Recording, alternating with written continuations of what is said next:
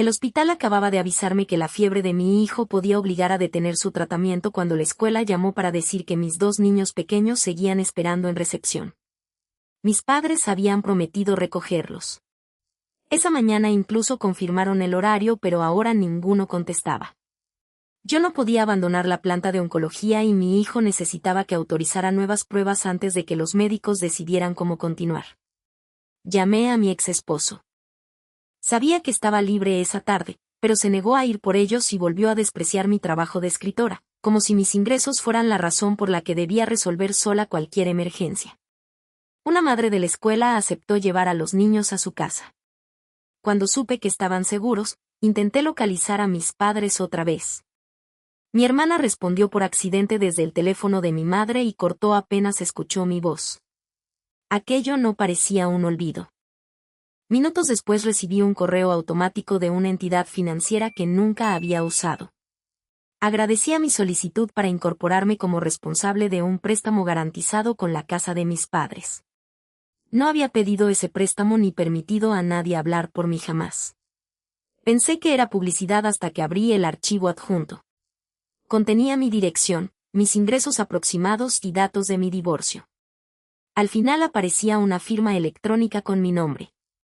La solicitud se había enviado esa misma mañana. Y el contacto autorizado para hablar en mi nombre era mi exesposo. No llamé de inmediato a mi exesposo para confrontarlo. Guardé el archivo, hice capturas y pedí a la entidad financiera que suspendiera la solicitud mientras verificaban su origen. Después volví junto a mi hijo e intenté concentrarme en los médicos mientras el teléfono seguía vibrando. La madre que había recogido a mis niños confirmó que podían quedarse con ella hasta la noche. El alivio de saberlos seguros me permitió revisar el documento con calma. El préstamo no era nuevo. Mis padres llevaban casi un año refinanciando deudas vinculadas a su casa. La solicitud con mi firma pretendía añadir mis ingresos como respaldo y convertir parte de aquella deuda en una obligación conjunta. Yo nunca había aceptado algo parecido. Desde mi divorcio vivía de escribir textos comerciales y novelas por encargo. No era rica, pero pagaba mis gastos y los de mis hijos cuando mi exesposo se retrasaba. Mis padres despreciaban ese trabajo por inestable, aunque conocían mis ingresos porque meses antes me pidieron demostrar que podía asumir ciertos gastos del tratamiento de mi hijo. Mi madre había guardado copias de mis declaraciones y de mi identificación durante aquel trámite. Llamé a mis padres. Mi padre terminó admitiendo que buscaban una reestructuración porque los pagos mensuales habían aumentado.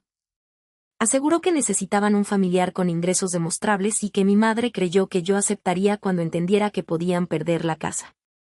Negó haber firmado por mí y también haber autorizado a mi exesposo como contacto. Le pedí que no presentara más documentos. Terminó la llamada acusándome de preocuparme por papeles mientras la familia estaba en peligro. La frase habría funcionado otro día. Esa tarde yo seguía en un hospital porque ellos habían dejado solos a mis hijos para ocuparse de esos mismos papeles. Revisé mensajes antiguos.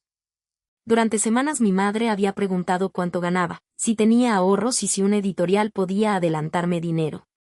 También encontré 3 mensajes de mi exesposo pidiéndome una copia del contrato de alquiler para asuntos escolares. Nunca se la envié. Sin embargo, una fotografía del contrato aparecía entre los anexos del préstamo. La única copia que él tenía estaba en una caja de documentos que dejé en su casa al separarnos. Lo llamé. Reconoció que mi madre había pasado por su casa 2 semanas antes y revisó esa caja. También admitió que le preguntó por mis ingresos, aunque aseguró que ignoraba para qué servirían los datos. Cuando mencioné que figuraba como contacto autorizado, insistió en que no había firmado nada. Después me recomendó no exagerar hasta conocer el riesgo real para mis padres. Aquella preocupación no encajaba con su indiferencia de esa mañana. Le pedí todos los mensajes relacionados con la casa. Se negó. No discutí. La solicitud incluía un correo creado con mi apellido y una inicial. La entidad financiera confirmó que desde esa cuenta se cargaron mi identificación, mis ingresos y la firma. Entre las comunicaciones había un mensaje que afirmaba que yo estaba demasiado ocupada con la enfermedad de mi hijo para acudir personalmente y que cualquier verificación debía hacerse mediante mi representante autorizado. El representante era mi ex esposo. Cuando mi hijo se quedó dormido, llamé a mi hermana porque seguía sin entender por qué había contestado desde el teléfono de mi madre. Admitió que mis padres estaban con ella en una oficina revisando documentos de la casa. Ella los acompañó porque conocía al asesor que llevaba el trámite. Dijo que mi madre había mencionado una garantía familiar, pero aseguró que pensaba que yo ya estaba de acuerdo. Su sorpresa al conocer la firma pareció real. Me envió la tarjeta del asesor. Era un gestor financiero que años atrás había ayudado a mis padres con un pequeño negocio. Su empresa aparecía también como intermediaria del préstamo. Busqué archivos que mi padre me había enviado durante el último año. Encontré recibos y una carta del gestor donde advertía que la casa podía quedar comprometida si no conseguían una nueva garantía antes de fin de mes. La presión existía, pero las cantidades no coincidían. Sumé los pagos registrados y los comparé con el saldo de mi solicitud. La deuda había aumentado pese a que mis padres llevaban meses pagando más de lo habitual. Podía haber gastos que yo no comprendía, así que pedí los estados originales. Mi padre respondió que el gestor los tenía. A la mañana siguiente la entidad financiera confirmó que la solicitud seguía suspendida. También indicó que mi firma electrónica se había validado mediante un código enviado a un teléfono registrado a mi nombre. Yo solo tenía una línea. Los últimos 4 dígitos del número utilizado coincidían con una línea secundaria de mi ex esposo. Lo confronté. Esta vez admitió que mi madre le pidió recibir un código porque yo probablemente rechazaría ayudar antes de escuchar la propuesta. Según él, creyó que servía para abrir un borrador, no para validar una firma. Le pregunté por qué lo había ocultado. Reconoció que mis padres le prometieron cubrir parte de la manutención atrasada si la refinanciación salía adelante. Su negativa a recoger a los niños ya no parecía una simple crueldad. Mis padres necesitaban que yo siguiera en el hospital mientras terminaban el trámite y mi ex esposo tenía un motivo económico para no facilitarme nada. No sabía todavía si habían planeado dejar a mis hijos esperando, pero todos obtenían algo si yo no intervenía. Mi hermana añadió que mis padres nunca habían visto el contrato completo y que el gestor insistía en entregarles únicamente resúmenes impresos, preparados en su propia oficina. Mi hermana volvió a escribir. Había revisado los papeles que firmó como testigo y encontró una hoja que no recordaba haber visto. Allí constaba que una parte importante del dinero no se destinaría a pagar la casa. Se transferiría directamente a una empresa privada. El dueño de esa empresa era el mismo gestor que llevaba meses convenciendo a mis padres de que estaban a punto de perderlo todo. Pedí a mi hermana que fotografiara esa página completa y que no mencionara el hallazgo. La empresa receptora figuraba como consultora, pero tenía la dirección del gestor. El importe coincidía con la cantidad que mis padres creían deber desde hacía 6 meses. Aquello cambiaba el sentido de los pagos. Ya no parecía una refinanciación mal entendida, sino un sistema que mantenía a mis padres asustados mientras desviaba dinero hacia quien decía ayudarlos. Solicité a mi padre todos los comprobantes que conservaba. Los recibos mostraban una pauta clara. Cada vez que reducían el saldo, aparecía un nuevo gasto de gestión, una penalización o una supuesta deuda del antiguo negocio. Mi madre había pagado de su cuenta. Mi padre había vendido herramientas y un vehículo. El saldo nunca bajaba. Comparé las fechas con mensajes familiares. Cada aviso urgente del gestor coincidía con alguna pregunta extraña hacia mí. Mi madre quiso saber cuánto tenía ahorrado. Mi padre preguntó si podía firmar como referencia. Después mi exesposo intentó obtener mi contrato de alquiler. Yo había interpretado aquello como preocupación por mis finanzas. Ahora parecía una búsqueda de documentos para incorporarme a la deuda. La entidad financiera me permitió revisar el historial de la solicitud suspendida. Había 3 versiones.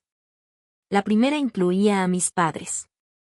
La segunda añadía a mi hermana como testigo. La tercera me convertía en responsable y añadía a mi exesposo como representante. La última versión se creó desde el despacho del gestor. Mi hermana revisó su correo conmigo. El gestor le pedía identificaciones y comprobantes familiares para preparar un expediente. Ella había enviado su documento y una copia antigua del mío que mi madre guardaba. También había reenviado datos laborales de mi exesposo. Mi hermana dijo que todo servía para demostrar solvencia. Le creí solo a medias. En otra cadena preguntaba si recibiría algo por ayudar. El gestor respondió que, si todo salía bien, mis padres podrían vender la casa y repartir parte del excedente entre los hijos. Ella también tenía un interés económico. Mi exesposo había recibido una promesa parecida. Me mostró la conversación cuando expliqué que la entidad podía revisar quién validó el código. El gestor le aseguró que mis padres saldarían varios meses de manutención atrasada. Él aceptó recibir el código y confirmar que yo estaba ocupada en el hospital. No había firmado por mí, pero facilitó la validación sabiendo que yo no estaba presente. Mi madre había enviado mis ingresos, mi identificación y fotografías de formularios con mi firma. Mi padre entregó los datos de la casa y autorizó al gestor a negociar. Cada uno aportó una pieza. Aún así, algo no encajaba. Si el gestor solo quería cobrar una comisión abusiva, no necesitaba hacerme responsable de una deuda tan grande ni mantener a mis padres convencidos de que perderían la casa. Pedí a mi padre el contrato original. No lo tenía. Desde hacía años solo recibía resúmenes. Mi exesposo recordó que mis padres le pidieron dinero para una cuota urgente. Conservaba la transferencia. El beneficiario era otra empresa administrada por el gestor. Seguí esa pista. La empresa había cambiado de nombre 2 veces, pero compartía dirección y administrador. Varias cartas la presentaban como acreedora, aunque en otras aparecía solo como intermediaria. Mi abogada pidió autorización para consultar al acreedor original. Mis padres aceptaron porque el gestor les había repetido que cualquier consulta podía acelerar la pérdida de la casa. El préstamo existía, pero el saldo real era mucho menor. Muchos cargos de los papeles del gestor no figuraban en la cuenta oficial. Tampoco existía ninguna instrucción reciente para vender la vivienda. Mis padres no estaban a punto de perderla. Por un momento pensé que también eran víctimas. Después recordé a mis hijos esperando en la escuela y la firma puesta en mi nombre. Que alguien los manipulara no borraba sus decisiones. Mi madre admitió que el gestor la convenció de presentar mis documentos primero porque yo me negaría por orgullo. También sabía que mi exesposo recibiría un código. Mi padre sabía menos sobre la firma, pero aceptó que me añadieran como garantía porque estaba convencido de que terminaría cediendo. Ellos no habían inventado la amenaza. Habían permitido que justificara traicionarme. Quise saber por qué el gestor necesitaba un préstamo mayor. La respuesta apareció en los estados del antiguo negocio familiar. Cuando mis padres cerraron aquella actividad, quedó una cuenta administrada por el gestor para pagar proveedores pendientes. Mi padre nunca pidió el cierre. Solicitamos los movimientos conservados por el banco. Durante meses después del cierre, pequeñas cantidades salieron hacia empresas relacionadas con el gestor. Algunas transferencias llevaban conceptos vagos.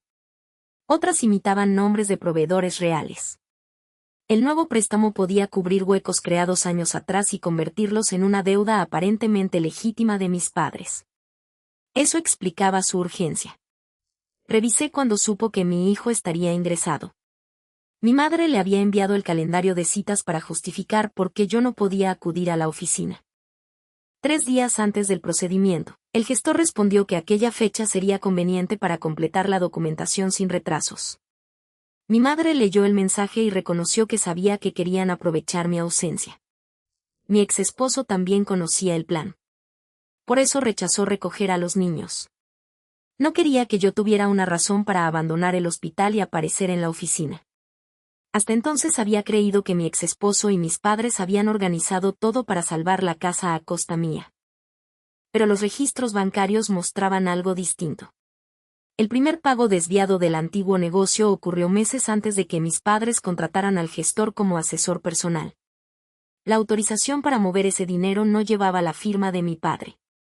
Llevaba la de una empleada administrativa del negocio. Mi madre reconoció el nombre inmediatamente. Era mi hermana. Mi hermana negó haber autorizado aquel primer pago, pero no acepté su explicación sin revisar nada. Le pedí los correos y copias de la cuenta que usaba cuando trabajaba para mis padres. Encontró una autorización firmada por ella 5 años antes. La firma era real. Recordó que el gestor le pidió aprobar pagos porque mi padre estaba enfermo y ella tenía permiso limitado. El problema era el destino. Su documento mostraba un proveedor real. El movimiento terminó en una empresa del gestor con un nombre casi idéntico. Mi hermana abrió la puerta sin saber a dónde llevaba el dinero. Eso no la volvía inocente ahora. Había enviado mis documentos, esperaba dinero de la venta y sabía que querían terminar el trámite mientras yo estaba en el hospital. Pero el fraude antiguo empezó antes de que entendiera lo que firmaba. Mi abogada comparó los movimientos con las facturas guardadas por mis padres. 6 pagos habían sido redirigidos de la misma forma. Las cantidades eran pequeñas y pasaron desapercibidas. Después aparecieron supuestas deudas por esos mismos proveedores. El gestor había desviado dinero y luego cobraba a mis padres por obligaciones que él mismo dejó sin pagar. Mi padre quiso enfrentarlo de inmediato. Le pedí que no lo hiciera. Si sabía cuánto descubrimos, podía borrar archivos o preparar otra versión. Necesitábamos que creyera que todo seguía adelante. La entidad mantuvo suspendida mi incorporación. Mis padres conservaron la cita y pidieron el expediente completo antes de firmar. Él respondió que los documentos definitivos solo podían revisarse en su oficina. Aquella condición nos dio el lugar. Mi hermana llevaría los correos. Mi exesposo entregó la línea del código y sus mensajes. Mi madre reunió transferencias y mi padre los resúmenes. Preparé mis declaraciones y la confirmación de que nunca autoricé el préstamo. No quería una escena, sino pruebas que no pudieran reducirse a una discusión familiar. El día de la reunión mi hijo seguía ingresado. La fiebre había bajado, aunque los médicos aún no sabían si podrían continuar el tratamiento con normalidad. Una amiga se quedó conmigo mientras me conectaba con mi abogada. El gestor mostró una deuda casi 4 veces mayor que el saldo confirmado por el acreedor. Mi padre pidió explicar la diferencia. El gestor presentó gastos y servicios de empresas vinculadas a su despacho. Mi madre no reconoció varios. Mi abogada mostró las confirmaciones del acreedor y los movimientos del negocio. Cada supuesto impago coincidía con dinero que había salido de la cuenta de mis padres hacia empresas del gestor. Él afirmó que solo ejecutó órdenes. Mi hermana colocó sobre la mesa la autorización antigua. Su copia indicaba un proveedor real. El banco conservaba la orden con otro beneficiario. La modificación ocurrió después de su aprobación. Mi padre dejó de defender al gestor. Después revisaron la solicitud reciente. Mi madre reconoció haber enviado mis documentos. Mi exesposo reconoció haber recibido el código. Mi hermana aceptó que esperaba una parte del dinero. Yo confirmé que nadie me había pedido autorización. El gestor intentó presentar todo como una familia que se había comunicado mal. Mi abogada mostró el mensaje donde recomendaba usar el día del procedimiento de mi hijo para terminar el trámite sin mi presencia. Eso no era una confusión. Mi madre lloró al ver escrito lo que había aceptado. Mi padre admitió que esperaba mi rechazo y prefirió ponerme ante un hecho consumado. Mi exesposo reconoció que negarse a recoger a los niños fue deliberado. Esperaba que, si yo permanecía en el hospital, no pudiera interrumpir la reunión. Mis hijos habían sido usados como una pieza logística. Desde ese momento nadie de la familia recogería a mis hijos ni accedería a documentos sin mi autorización. El gestor anunció que, sin mí, la refinanciación no continuaría y la casa quedaría expuesta. Mi abogada lo había previsto. El acreedor confirmó por escrito que no existía orden de venta ni vencimiento extraordinario. Mi padre leyó la confirmación. Por primera vez, el gestor quedó sin respuesta. Mi abogada pidió copias y conservación de registros. Él se negó alegando que algunos pertenecían a otras empresas. Mi hermana recordó que recibía facturas desde una plataforma compartida. Todavía tenía acceso porque el gestor nunca retiró su usuario. No entró en áreas nuevas. Solo mostró el historial disponible en su cuenta. Allí aparecían las mismas 6 empresas, los mismos pagos y una carpeta creada semanas antes con mi apellido. El índice mostraba mi solicitud, mis ingresos y un archivo llamado Plan de Garantía. El gestor cerró la sesión. Mi hermana ya había fotografiado la pantalla. La reunión terminó cuando exigió que todo contacto posterior pasara por representantes profesionales. Teníamos documentos, mensajes y una ruta clara de los pagos. Creí que habíamos detenido la amenaza directa. Esa noche la entidad me llamó otra vez. La solicitud suspendida había desaparecido porque el gestor la retiró. Durante unos segundos pensé que era una victoria. Entonces la empleada explicó que, minutos antes, alguien había descargado el expediente completo y presentado una operación distinta ante otra entidad. Esta vez no intentaban añadir mis ingresos a la casa de mis padres. Habían utilizado mis documentos para solicitar un préstamo a mi nombre.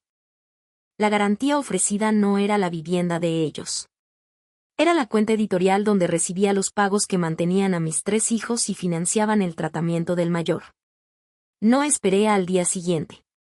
Envié a la segunda entidad la constancia de que mi identidad había sido usada sin autorización y pedí bloquear cualquier movimiento relacionado con mi cuenta editorial. También avisé a la editorial para que no aceptara cambios de titularidad, anticipos ni cesiones mientras revisábamos el expediente. La solicitud nueva había sido creada con los mismos documentos que el gestor había reunido, pero incluía una autorización distinta. Mi firma estaba copiada de un contrato antiguo y el correo de contacto imitaba una dirección que yo usaba años atrás. La entidad confirmó que el archivo había llegado desde una cuenta vinculada al despacho del gestor pocas horas después de nuestra reunión. Mi abogada pidió conservar los registros y notificó a las organizaciones implicadas. Lo urgente era impedir que saliera dinero y proteger mis datos. Mi exesposo quiso presentarse como otra víctima porque el gestor también había usado su número. Le recordé que él había aceptado recibir el código y había dejado a nuestros hijos esperando para mantenerme lejos de la oficina. Entregó sus mensajes completos y aceptó que cualquier coordinación sobre los niños quedara por escrito. Mis padres entregaron sus cuentas. La comparación mostró que buena parte de la supuesta deuda provenía de cargos creados por empresas del gestor y que varias obligaciones ya estaban pagadas. La casa no estaba en peligro inmediato. El miedo que había dirigido sus decisiones durante meses se apoyaba en información manipulada. Eso no los absolvió. Mi madre había entregado mi identificación sabiendo que yo no había aceptado. Mi padre permitió que me añadieran como garantía porque esperaba que se diera después. Mi hermana compartió documentos a cambio de una posible parte del dinero. Mi exesposo aceptó colaborar para reducir lo que debía. Todos pudieron preguntarme y prefirieron decidir por mí. La cuenta compartida de mi hermana permitió reconstruir cómo el gestor alteró autorizaciones antiguas. Una versión pagaba proveedores reales y otra, creada después, enviaba el dinero a empresas relacionadas con su despacho. Mi hermana conservaba correos donde preguntaba por cambios sin respuesta. Años atrás confió en el gestor. En el plan reciente ya sabía que yo no había autorizado nada. La entidad que recibió la nueva solicitud bloqueó el préstamo antes de desembolsarlo. Mi cuenta editorial nunca fue transferida y mis pagos siguieron llegando. La editorial cambió los datos de seguridad y estableció una verificación adicional para cualquier modificación. Por primera vez desde que empezó todo, pude mirar a mi hijo sin tener el teléfono en la mano. Su tratamiento continuó cuando se dio la fiebre, aunque seguía frágil. Dejé la investigación en manos de profesionales y me concentré en él y sus hermanos. Mis padres contrataron asesoría independiente y dejaron de trabajar con el gestor. Varias entidades revisaron los movimientos y solicitaron documentación adicional.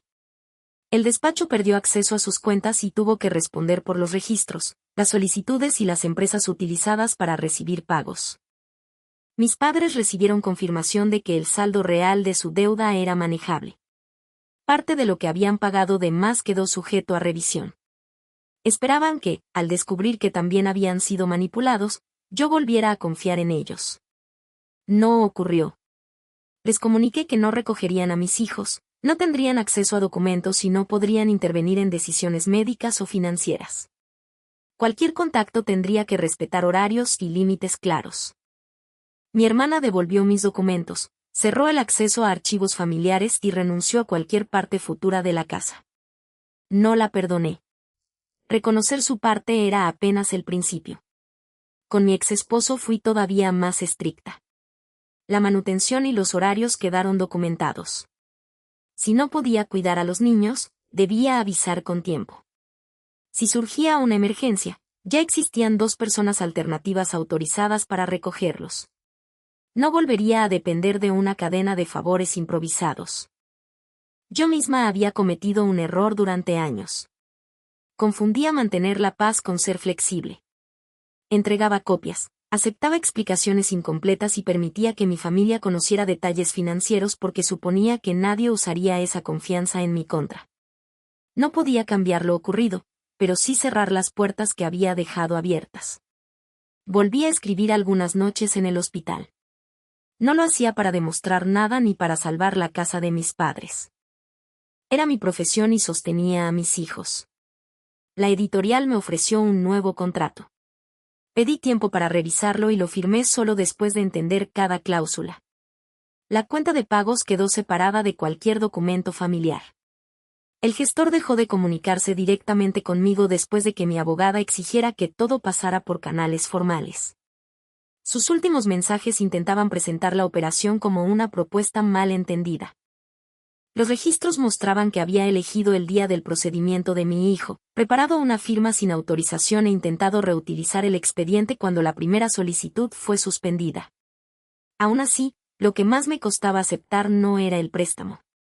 Era recordar a mis 2 hijos esperando en la escuela mientras los adultos que debían protegerlos calculaban cómo mantenerme ocupada. Mi madre pidió ver al mayor. Mi padre aseguró que necesitaba disculparse en persona. Yo consulté con mi hijo porque todavía podía decidir quién quería cerca. No quiso visitas. Respeté su decisión. Durante la semana siguiente su salud cambió varias veces. Hubo días en que pidió comida, discutió con sus hermanos y se burló de mis borradores. Otros días apenas podía mantener los ojos abiertos. Yo seguía pensando que superaríamos aquella etapa porque necesitaba creerlo para levantarme cada mañana. Un mes después de la tarde en que mis padres dejaron a mis hijos esperando, mi hijo mayor sufrió una complicación que el tratamiento ya no pudo controlar. Permanecí junto a él mientras sus hermanos se despedían y sostuve su mano hasta que dejó de respirar. Después del funeral no respondí mensajes familiares. Guardé su ropa poco a poco, mantuve la rutina de los pequeños y dejé el teléfono lejos cuando no era necesario. Durante 7 días mis padres no aparecieron. La tarde del 7º día escuché golpes en la puerta. Miré por la cámara antes de acercarme. Mi madre estaba junto a mi padre, ambos con una carpeta en las manos y 2 maletas apoyadas contra la pared del pasillo.